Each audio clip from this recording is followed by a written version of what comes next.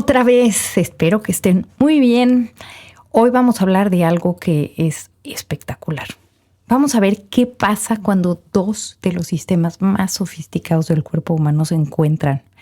Y estos son el sistema inmune y el sistema nervioso. Imagínate, uno puede detectar el mundo en milisegundos, puede guardar recuerdos, puede anticipar amenazas, puede generar emociones, puede modificar tu conducta. Y el otro sistema pues puede distinguir entre lo propio y lo extraño, puede reconocer a millones de microorganismos o antígenos, proteínas diferentes. También puede recordar algunos antígenos durante décadas y puede adaptar su respuesta según lo que encuentra. Y durante muchísimo tiempo los estudiamos como si fueran dos mundos separados y la verdad es que en ningún lugar esa separación parecía más clara que en el cerebro, ¿no? Y siempre nos enseñaron, en la escuela de medicina, en posgrado, siempre nos enseñaron que el cerebro era como una especie de fortaleza inmunológica, ¿no? Así de protegido detrás de una barrera hematoencefálica, prácticamente aislado del sistema inmune. Y a eso le vamos a llamar, ahorita le vamos a llamar privilegio inmune, así le decimos. Pues agárrate ahora porque hoy sabemos que el cerebro no está aislado del sistema inmune y está en conversación con él todo el tiempo. De hecho, tiene células del sistema inmune residentes que viven ahí adentro del cerebro. Tiene vigilancia en las fronteras. Tiene vasos linfáticos que permiten el drenaje y comunicación con los ganglios. Y el sistema nervioso puede modificar la respuesta inmune. Y además, las moléculas de una respuesta inmune pueden modificar la actividad neuronal, los neurotransmisores y hasta tu conducta. Así que hoy vamos a recorrer una historia preciosa, desde el viejo concepto del privilegio inmune, pasando por la microglía, los linfáticos meningios y el controvertido sistema linfático. Y hasta vamos a hacer la pregunta más profunda, que es ¿cómo puede una inflamación en tu cuerpo cambiar temporalmente la manera en que funciona tu cerebro? Entonces agarra tu cafecito y ponte cómodo y vámonos. Entonces, primero vamos a hablar de privilegio inmune y vamos a ver que el cerebro no está aislado, nada más que sí tiene reglas diferentes. Entonces, ¿de dónde salió la idea de que el cerebro estaba separado del sistema inmune? Esto no salió de la nada. Había observaciones muy buenas que nos hacían creer esto. O sea, el sistema nervioso central está protegido por barreras especializadas, ¿no? Y en estas podemos hablar de la barrera hematoencefálica que controla bravísimamente qué moléculas y qué células pasan desde la sangre hasta el sistema nervioso central, ¿no? Históricamente se vio que ciertas respuestas inmunes ocurrían distinto del cerebro, ¿no? Y además algunos injertos colocados dentro del sistema nervioso sobrevivían más tiempo que los mismos injertos puestos en otros tejidos. Entonces de ahí nació el concepto de que había un privilegio inmunológico en cerebro. Y también hay una razón inmunológica todavía más fina que no quiero que se me pase contarles. Fíjense que durante la educación o el entrenamiento de los linfocitos T en el timo, muchos antígenos propios se presentan ahí en el timo. ¿Por qué? Pues que lo que hacemos es que presentamos antígenos propios en timo para eliminar o controlar a estos linfocitos T nuestros que pudieran estar reaccionando contra ellos, que les llamamos linfocitos T autorreactivos. Entonces, lo que queremos es presentar antígenos propios en timo para que estos linfocitos, si están reconociéndolos, pues que se mueran. Y así nos evitamos que salgan a circulación y puedan hacernos daño, ¿no? Entonces, algunos antígenos del sistema nervioso también se presentan ahí, pero esa tolerancia central no es perfecta. Y además, históricamente, ciertos antígenos del cerebro se consideraron relativamente secuestrados detrás de sus barreras. ¿Qué quiere decir esto? Que siempre hemos pensado, y de hecho hay algunos que así es, que algunos antígenos de cerebro no se presentan en timo a los linfocitos T. Así que el privilegio inmune no significa que el sistema inmune nunca haya visto al cerebro. ni nunca haya visto los antígenos que tenemos en cerebro. Lo que significa es que el acceso, la presentación de antígenos y las respuestas inmunes están regulados, todo esto, de una manera muy particular. Y cuando esa tolerancia falla, pues entonces pueden aparecer enfermedades autoinmunes del sistema nervioso, como la esclerosis múltiple y como muchas otras que podemos comentar después. Entonces, durante décadas, la interpretación que dábamos a la neuroinmunología fue más o menos así, ¿no? Como el cerebro está aislado del sistema inmune. Imagínense, eso decíamos. Pero hoy sabemos que eso era muy simplista. El concepto moderno de la neuroinmunología es muchísimo más interesante. O sea, el cerebro sí tiene privilegio inmunológico, pero este privilegio inmunológico es relativo. Y no es porque esté desconectado del sistema inmune y el cerebro, sino porque tiene una inmunología especializada. O sea, está muy lindo. Fíjense, hay vigilancia en estructuras como las meninges, plexo coroideo y los espacios perivasculares. Hay comunicación con la periferia y hay rutas de drenaje del cerebro hacia los ganglios. Entonces, si se fijan, el cerebro no es esa fortaleza con las puertas cerradas que siempre pensábamos, ¿no? Es más bien como un lugar VIP, ¿no? Como un lugar muy importante con una seguridad brutal en la entrada. O sea, a cerebro sí entra gente, pero aquí no entra cualquiera. Como pueden ver, este privilegio inmunológico es bastante complejo, ¿no? Y tiene mucho que ver también con si se presentan los antígenos de cerebro a los linfocitos en timo, si se presentan bien, si hay una tolerancia perfecta o no, si hay comunicación con el exterior, ¿no? Entonces es algo realmente espectacular, pero muy complejo. Y claro que les tengo que hablar de estas células que ya me han oído hablar de ellas en Twitter como 1000 veces porque yo las amo, ¿no? Son la microglia. Es el sistema inmune que vive adentro de tu cerebro. O sea, son estas células que viven ahí. Entonces, dentro de esta zona VIP que les digo, pues viven las células de la microglia. Y son las principales células del sistema inmune residentes en el parénquima cerebral. Y su historia comienza desde antes de nuestro nacimiento. A diferencia de muchas células inmunes que se generan continuamente en la médula ósea, las células de la microglia derivan principalmente de progenitores embrionarios del saco vitelino. Y estas llegan muy temprano al cerebro y ahí se quedan. O sea, nuestra microglia está ahí desde etapas muy tempranas de nuestra vida. Son inquilinas de las inquilinas más antiguas de nuestra cabeza. Pero no quiero que se imaginen a la microglia sentadita esperando a que llegue una infección. No, ella no. Ella no está esperando así, no. Ella está vigilando todo y todo el tiempo. Extiende y retrae constantemente sus prolongaciones, así como si fueran unas manitas, y está explorando el microambiente del cerebro. Si hay daño, está viendo también si hay células muertas, si hay señales de peligro o si hay infección. Y si hay algo de esto, pues responde. Y aquí viene una de mis partes favoritas. La microglia no solamente destruye ni limpia, porque pues sí está quitando, limpiando, recogiendo basura. También construye.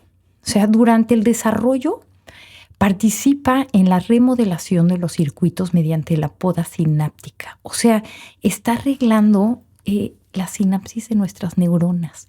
Imagínate como si fuera un jardinero en nuestro cerebro, ¿no? O sea, es precioso. El cerebro joven genera una cantidad enorme de conexiones y algunas tienen que fortalecerse mientras otras se eliminan.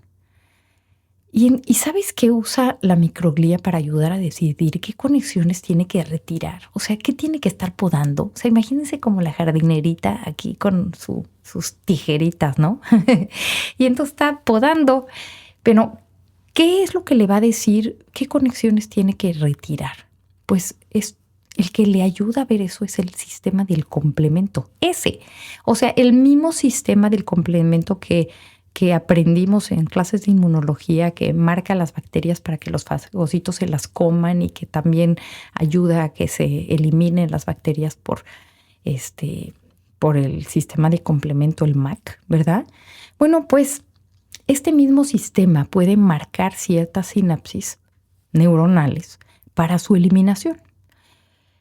Entonces, si ustedes pueden ver, esta es la inmunología ayudando literalmente a construir circuitos neuronales. ¿No es una belleza?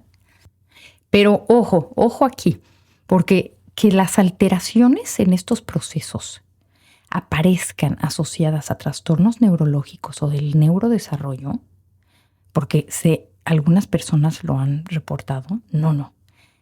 Esto no significa que podamos decir que la microglia causa el autismo o el complemento causa la esquizofrenia.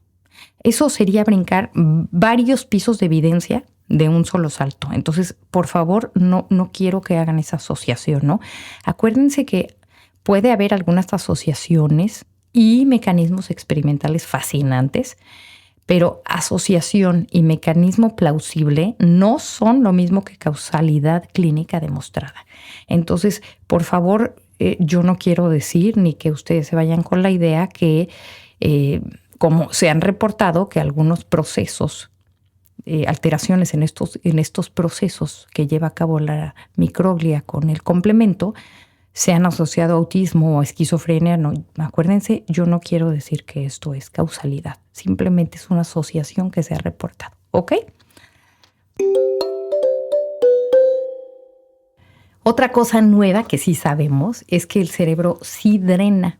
Y fíjense que antes decíamos que no había sistema linfático en el cerebro. Es una locura. Quien se hubiera atrevido a decir eso es un blasfemo, ¿no? Y la verdad es que, la presencia de vasos linfáticos en el cerebro es lo que cambió el dogma, ¿verdad? Entonces, podríamos decir que es uno de los momentos más bonitos de esta historia, dentro de la historia de la neuroinmunología, el decir, ¡ay, tenemos vasos linfáticos!, ¿no? ¡Wow! Eso fue algo que cambió muchísimo. Fíjense, durante generaciones se enseñó que el sistema nervioso central carecía de un sistema linfático convencional. Se decía, es el único órgano sin drenaje linfático. O sea, así lo decíamos. Y entonces llegó el 2015 y dos grupos, el de Lubo y Kipnis, y en paralelo el de Aspelund, ellos descubrieron vasos linfáticos funcionales en las meninges. O sea, linfáticos meníngeos. Las meninges son estas membranas, digamos, que cubren nuestro cerebro, ¿no? Y se dieron cuenta que estaban asociados a la dura madre y podían drenar líquido, macromoléculas y células hacia los ganglios linfáticos del cuello. Y esto fue enorme, ¿no? O sea, qué notición, porque si material que viene del sistema nervioso puede llegar a los ganglios, entonces existe una ruta anatómica directa por la cual el sistema nervioso y el sistema inmune periférico pueden intercambiar información. O sea, fue un gran descubrimiento. Entonces, con esto, desde 2015 decimos, ¿qué creen? El cerebro no está desconectado. Sí tiene drenaje linfático. Y esto ayudó a redefinir por completo lo que nosotros queríamos decir con privilegio inmune, que les acabo de platicar. Y bueno, ya que estamos hablando del sistema linfático, ahora vamos a hablar del sistema glinfático. Entonces, vamos a separar la ciencia de lo que dicen en Instagram, ¿no? Ahora vamos a hablar del glinfático. Pero vamos a separar dos cosas. Los linfáticos meníngeos, o sea, de los que descubrieron en 2015, son vasos linfáticos anatómicamente identificables. O sea, los podemos ver, ¿sí? El llamado sistema glinfático, así GLINFATICO, describe un modelo de movimiento e intercambio de líquido cefalorraquídeo y líquido intersticial por rutas perivasculares dentro del cerebro, con la participación importantísima de los astrocitos. Y esta idea se volvió famosísima porque algunos estudios sugirieron que durante el sueño aumentaba la eliminación de ciertos desechos, ¿Cómo la ven? Y de ahí Internet dio un brinco olímpico y entonces ya todo el mundo decía, dormir desintoxica el cerebro. No, ¿verdad que sí? De hecho, lo platicamos un poquito en el podcast de sueño. Si quieren, regrésense a verlo ese porque ahí les platico un poquito de esto. Pero vámonos despacito con esta idea de dormir desintoxica el cerebro. Vámonos despacito. ¿Por qué? Porque existe evidencia de que hay transporte de líquidos y solutos por rutas perivasculares y de mecanismos ligados a la actividad neuronal. Lo que sigue en discusión es exactamente cómo ocurre ese transporte. Cuánto depende de flujo convectivo frente a una difusión nada más. Y sobre todo, cuánto aumenta o disminuye la limpieza durante el sueño. O sea, sí sabemos que algo está pasando, pero no sabemos todo por completo, ¿no? De hecho, fíjense, un estudio publicado en Nature Neuroscience en 2024 encontró en ratoncitos que la limpieza cerebral disminuía durante el sueño y la anestesia. Justo lo contrario de lo que se había popularizado. Pero otros trabajos recientes describen mecanismos que conectan las oscilaciones neuronales, la perfusión de líquido cefalorraquídeo y la eliminación de sustancias. Entonces, si se fijan, hay mucho que decir aquí. En los años siguientes, además, han habido réplicas y revisiones en ambas direcciones. Y buena parte de las diferencias que se encuentran en los estudios que han seguido depende mucho de qué se mide y cómo se mide. Entonces, vamos a traducir esto que le estoy diciendo. Miren, el drenaje cerebral es real. El transporte perivascular tiene apoyo, digamos. O sea, lo que todavía no sabemos bien es la historia exacta de cómo funciona y qué papel juega en el sueño. O sea, sí sabemos que hay algo que está pasando en el sueño y sabemos que es importante en la limpieza, etcétera, etcétera. Pero pues el mensaje es duerme. Hay que dormir, pero duerme porque tenemos toneladas de razones sólidas para hacerlo, ¿no? No porque alguien en Instagram te dijo que a las 3 de la mañana tu cerebro se limpia. Que pasan muchas cosas. Sí hay cosas preciosas que pasan durante el sueño. Pero todavía no sabemos exactamente cómo pasa todo esto. Hay mucho camino por delante aquí. Ahora les voy a platicar de cosas que sabemos muy bien y que son hermosísimas. El sistema inmune puede cambiar cómo funciona tu cerebro. Y aquí es donde estos dos gigantes se encuentran. El sistema inmune y el sistema nervioso hablan un lenguaje compartido. Es decir, las células del sistema inmune responden a neurotransmisores y a señales nerviosas. Y las neuronas y la glía responden a citocinas y a otros mediadores inmunes. Entonces, la comunicación entre las neuronas y el sistema inmune va en las dos direcciones. El cerebro puede modificar la inmunidad a través del sistema nervioso autónomo, ¿verdad?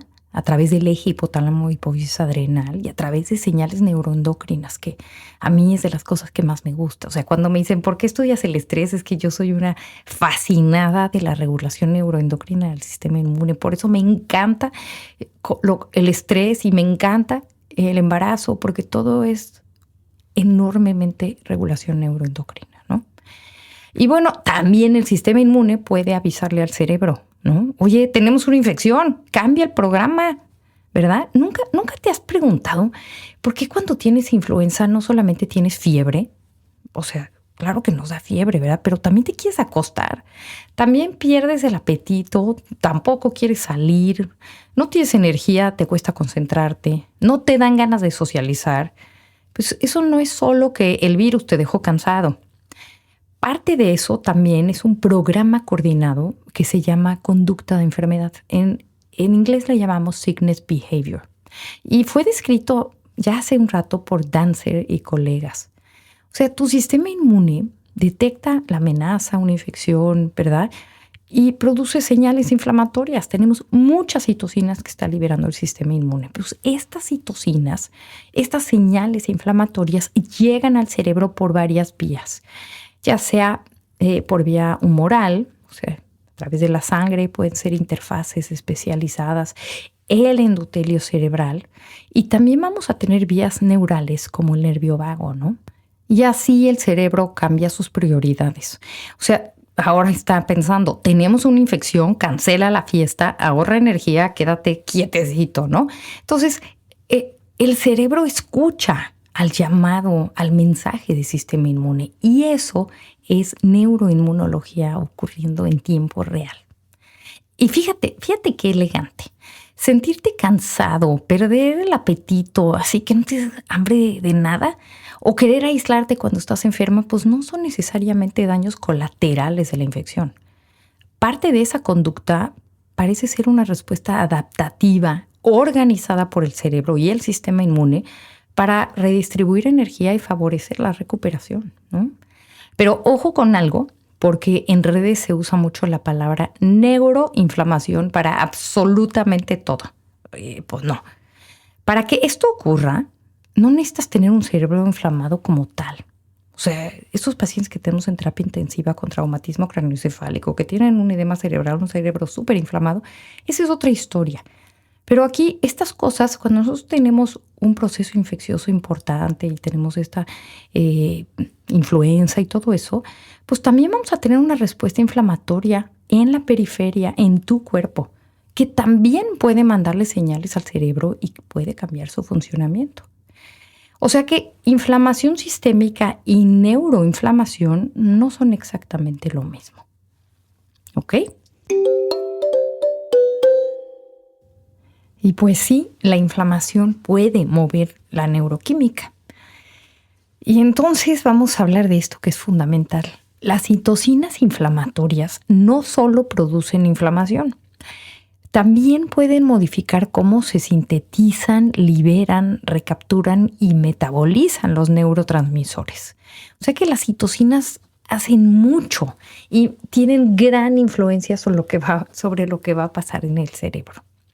Uno de los ejemplos mejor estudiados empieza con un aminoácido que seguramente ustedes han oído muchas veces, el triptófano.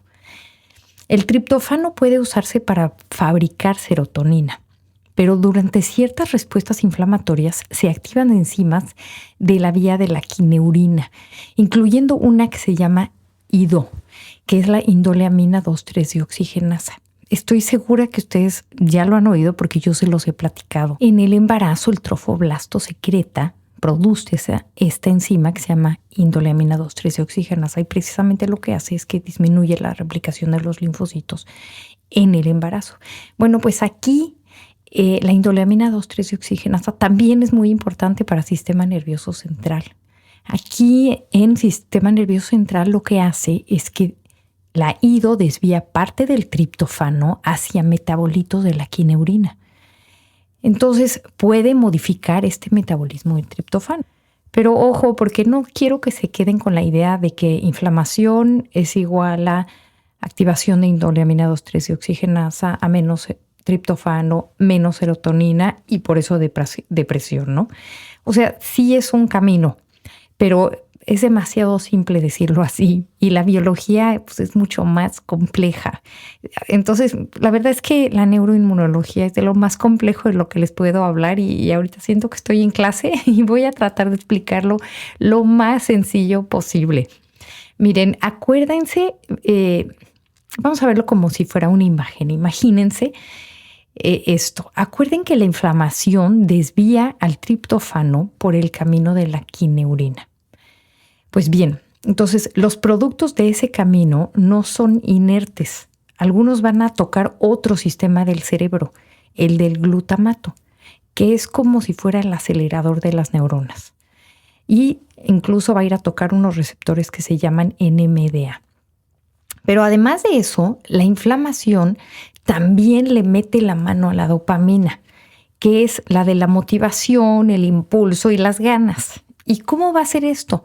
Pues entre otras cosas va a estorbar a una herramienta que el cuerpo necesita para fabricar dopamina, que se llama BH4. Y es como la chispa sin la cual el motor no arranca bien. ¿Sí me explico? Sobre todo en los circuitos de recompensa.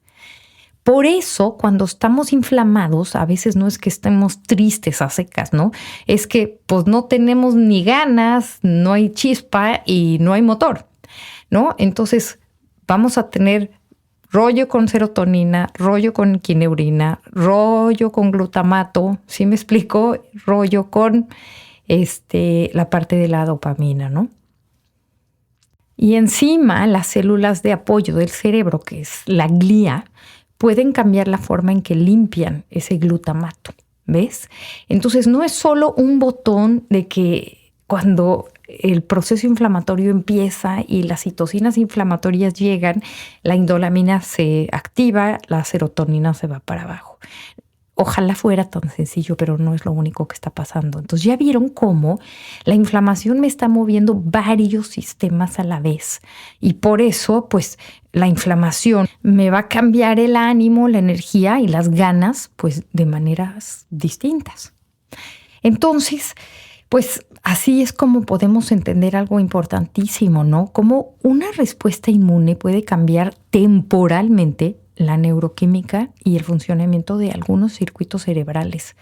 Y eso obviamente puede contribuir a cambios en la motivación, en la recompensa, la fatiga, el sueño, el apetito, la concentración y la conducta social. Por eso cuando estamos enfermos, pues no solo nos duele el cuerpo, también nos están pasando muchas cosas allá arriba en el cerebro, ¿no? O sea, no es metáfora, o sea, sí el sistema inmune se mete con el sistema nervioso central. Y vamos a ver ahora cómo es ese caminito de la infección a la depresión, ¿no? Y aquí hay que tener mucho cuidado. O sea, seguramente ustedes han oído esta pregunta. ¿La inflamación causa depresión? Y pues, como ustedes acaban de oír todo esto, este movimiento de neurotransmisores, pues diremos, pues suena que sí, ¿verdad? Pero no vámonos tan rápido, porque no todo es tan fácil, ¿no? En algunas personas con depresión encontramos evidencia de activación inflamatoria. Sí, existe un subgrupo de pacientes en quienes las vías inflamatorias parecen contribuir de forma muy importante a la depresión. Pero la depresión no es simplemente una enfermedad inflamatoria, ¿no? Es algo heterogéneo. 2 personas pueden cumplir perfectamente bien con criterios de depresión y haber llegado ahí por combinaciones biológicas y ambientales muy distintas, ¿no? Y ahí es justo, bueno, lo fascinante de la neuroinmunología. Fíjense que probablemente la neuroinmunología nos va a ayudar algún día a dejar de tratar diagnósticos enormes como si fueran una sola enfermedad y a empezar a identificar subtipos biológicos. Sería precioso y me encantaría tener un día a un neuropsiquiatra, que yo creo que tengo que invitar a este podcast para hablar precisamente de esto. A ver si algún día podemos hacer subtipos de depresión, ¿no? Pero todavía no estamos ahí y todavía no tenemos la evidencia para recomendar alegremente antiinflamatorios para la depresión a todo mundo. No. Y aguas con quien lo venda así, ¿no? Pero bueno, ya sabemos perfecto que sí hay un subgrupo de pacientes con depresión que tienen un fenotipo inflamatorio. Bueno, ya para que se ponga esto todavía más picosito, vamos a ver esto. El sistema inmune puede incluso modular la conducta. Entonces, vamos a meternos en esto que parece que está muy loco, pero se los voy a decir muy bien. Fíjense que en experimentos con ratones, algunas señales inmunes específicas pueden modificar circuitos asociados con la conducta. De hecho, en 2016, Filano y colaboradores encontraron que el interferón gamma, o sea, esa molécula que normalmente la usamos contra virus y algunos microorganismos, porque tiene esa función, los interferones, bueno, pues este interferón gamma participaba en la regulación de circuitos relacionados con el comportamiento social. Eso lo reportaron ellos en 2016. Y después en 2020 se vio que las células T gamma delta, que son unos linfocitos de inmunidad inespecífica, que están ubicadas en las meninges, podían modular la conducta de tipo ansiedad a través de interleucina 17. Y ustedes me van a preguntar, ¿esto significa que la personalidad depende de una citocina, de una interleucina? Pues no, no, no, no, no, por favor, tampoco no vamos a decir eso, ¿no? Son experimentos en ratones, ¿no? Entonces tampoco podemos venir a decir, esto es lo que está pasando, ¿no? Pero no, estos experimentos nos están demostrando algo conceptualmente muy importante. Las moléculas del sistema inmune no sirven exclusivamente para matar microorganismos. Estamos viendo que todo este lenguaje, todas estas citocinas que produce el sistema inmune también puede participar en la regulación fisiológica del sistema nervioso y viceversa. Y precisamente yo hice un máster en neurociencias y mi tesis fue precisamente esto, ¿no? Y le puse psiconeuroinmunología, comunicación multidireccional, o sea, así de plano, ya ni siquiera bidireccional. Yo le puse así, multidireccional, porque no solamente está en el sistema inmune y el sistema nervioso central, luego se aparece el sistema endocrino ahí metido también, ¿no? Bueno, qué caray. Y aquí va algo más o menos nuevo que también está muy lindo. Fíjense que el sistema de defensas del cerebro pues tiene vecinos que están muy bien localizados. O sea, durante mucho tiempo nosotros asumimos que muchas de las células del sistema inmune que están rodeando el cerebro tenían que llegar desde la sangre, ¿no? Eso era lo que pensábamos nosotros, ¿no? Que de la sangre periférica llegaban de alguna manera al cerebro. Pero algunos estudios recientes de Kugurra y colegas, apenas en 2021, mostraron que la médula ósea del cráneo, o sea, nosotros en nuestro cráneo tenemos en este diploe ahí metido, tenemos pues médula en ese cráneo, ¿no?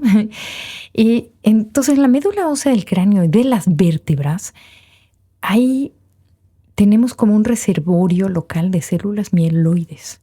Y existen pequeños canales que conectan la médula del cráneo con las meninges. Es decir, el cerebro tiene una fuente de defensas prácticamente en la casa de al lado. O sea, en el cráneo ahí hay médula ósea que va a estar mandando células de origen mieloide hacia adentro. La verdad es que esto es algo espectacular. O sea, la anatomía llevaba rato tratando de contarnos la historia, pero pues nosotros apenas estamos aprendiendo esto, ¿no?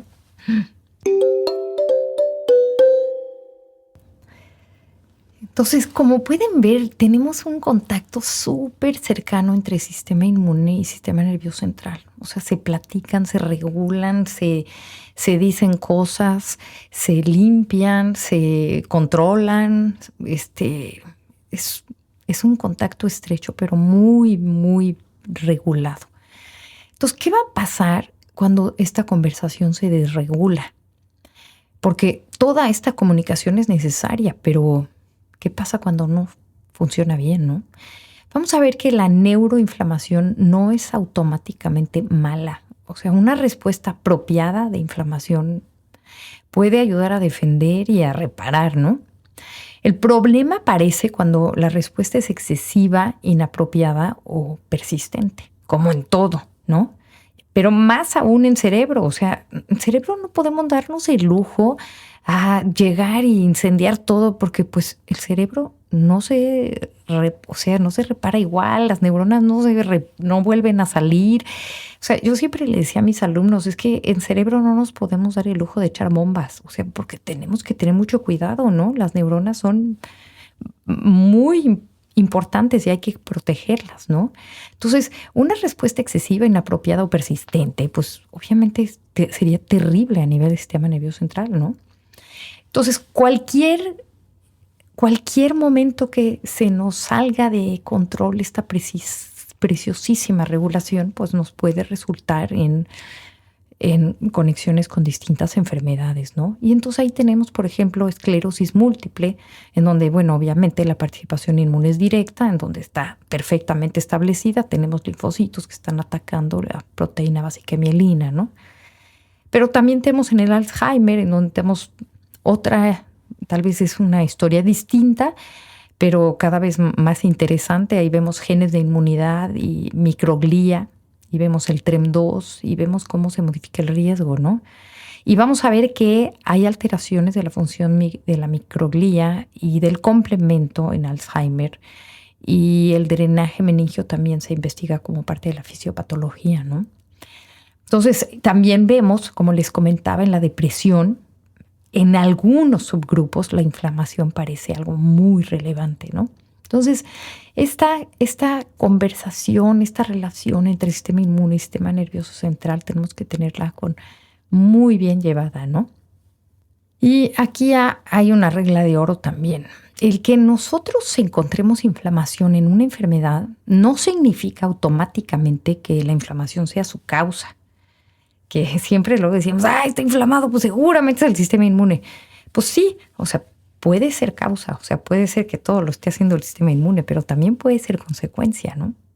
O puede ser que el sistema inmune esté amplificando el problema. O puede ser que el sistema inmune esté intentando repararlo, ¿no? O sea, no le echemos la culpa al sistema inmune de todo. A veces sí es la causa, a veces es la consecuencia, a veces está tratando de reparar.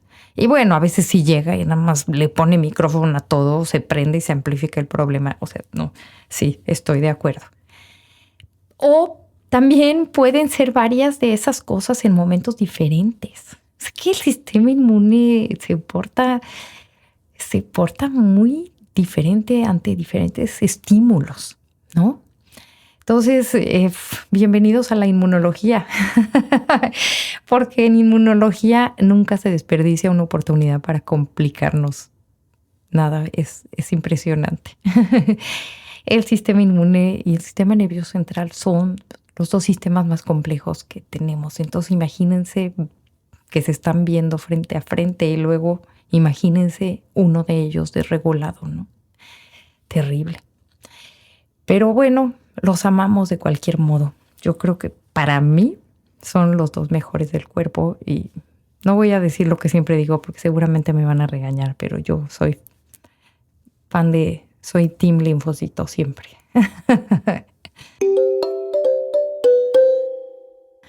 Pues vamos a recapitular para que ya nos vayamos y sobre todo para redondear tantas cosas que les platiqué ahorita, ¿no? Bueno, pues durante décadas imaginamos al cerebro como este órgano inmunológicamente aislado.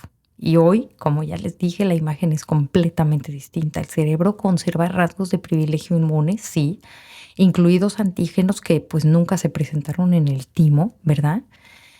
Pero el cerebro está bajo vigilancia y en comunicación constante con el sistema inmune. Y además pues tiene esta microglía, que son estas células preciosas que vigilan, que responden al daño y que además están cuidando a las neuronas. Son los jardineritos que están remodelando las conexiones, estas sinapsis, ¿no? Y bueno, el cerebro además ya sabemos que tiene linfáticos meningios que conectan sus fronteras con los ganglios del cuello, ¿no? Y además tiene este sistema de transporte de líquidos y solutos, que es el linfático, que pues la verdad todavía nos falta bastante saber y que sabemos que tiene relación con el sueño, pero todavía no sabemos todo. Y pues no olvidemos que el sistema inmune y cerebro tienen esta comunicación bidireccional preciosa.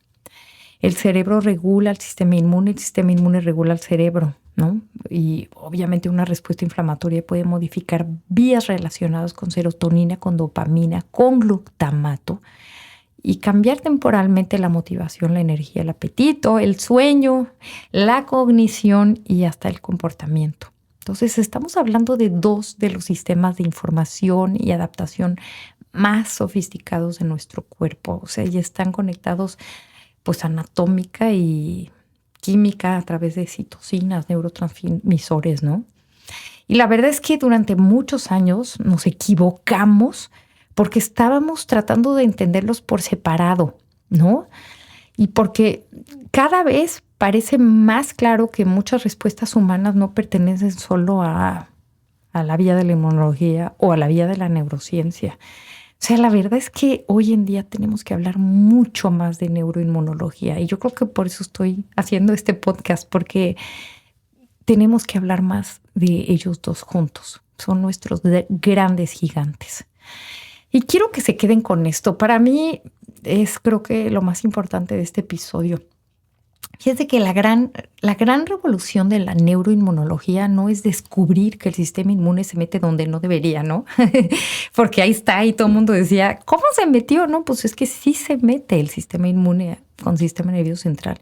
Pero creo que lo más importante es que tenemos que entender que parte de esa comunicación está diseñada para estar ahí. Para mí es el entender esta comunicación cerebro-sistema inmune es una de las fronteras más lindas de la medicina moderna. Entonces, la próxima vez que alguien te diga que el cerebro está aislado del sistema inmune, ya sabes, pues aislado no, selectivamente sí, ¿no? O sea, aquí pianito, ¿no? Y bueno, pues yo creo que con esto ya los dejo. Les mando un abrazo y espero que estén muy bien. Y el jueves les tengo otro podcast de estrés. Pero bueno, ya con este podcast me voy a dormir yo feliz porque estoy fascinada de haberles podido platicar todo esto. Que tengan muy lindo día. Nos vemos prontito. Gracias por estar en este episodio de La Jefita. Si te gustó, compártelo y no te pierdas que regresamos la próxima semana con más chorcha de estrés, de inmunología y mucha ciencia con sazón.